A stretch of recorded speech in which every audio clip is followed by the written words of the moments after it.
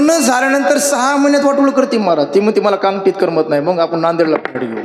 ते म्हणलं अगं सप्त्यात लग्न झालंय आपलं, एवढे गायक वादक होते, मंगलाष्टक म्हणायला लोक काय म्हणतील. ती म्हणते हे बघ मला बाकी काही सांगायचं नाही, माझं ऐकायचं असेल तर मी राहणार, नाही तर माझं माझं मी काही सामान असेल ते घेऊन निघाले. कुठं कुठं म्हणते ती, मै के चली जाऊंगी तुम दे. सध्या सगळ्यात मोठी अडचण आहे महाराज. सगळं मिळाले, सगळं व्हायले, सगळं भेटायले, काय भेटणे बाबा. सगळं भेटायले महाराज. अडचण एवढी आहे, कोणत्याच गोष्टीचं टेन्शन नाही माणसाला. चिंता प्रत्येकाला एकाच गोष्टीची आहे. प्रत्येक गावामध्ये 200 पोरं बिना लग्नाचे, 200 बिना लग्नाचे पोर आहेत महाराज. सगळे मिळाले, बायकाच मिळत आता. बायकाच मिळत. बापही चिंता तुर आहे, पोरगही चिंता तुर आहे का. माय कपडाला हात लावून बसायला, तिला जेवण जाईना. तिला वाटायला कधी होतं की यंदाच उन्हाळा जाते, मीच मग राहिला आता.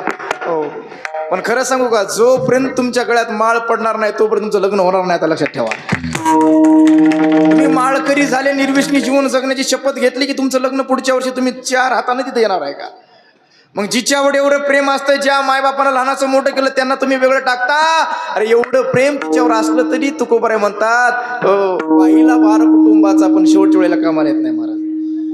देहग्रहाची कामिनी तितवर राहिली भुवनी, मी जळतसे स्मशानी अग्निसवे करा.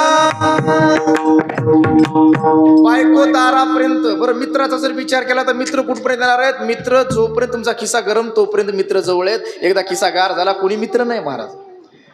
या कविता हे उगं म्हणायला आहेत, कानाला बरं वाटण्यासाठी आहेत. मित्र 2च होऊन गेले महाराज. एक मित्र द्वापार युगामध्ये झाला तो माझा द्वारिकाधीश. दुसरा मित्र झाला इतिहासामध्ये तो धर्मवीर छत्रपती संभाजी राजांसोबत शेवटच्या श्वासापर्यंत राहील. म्हणजे कविता कसं आहे, बाकी म्हणायला मैत्र केला महाबळी रामानय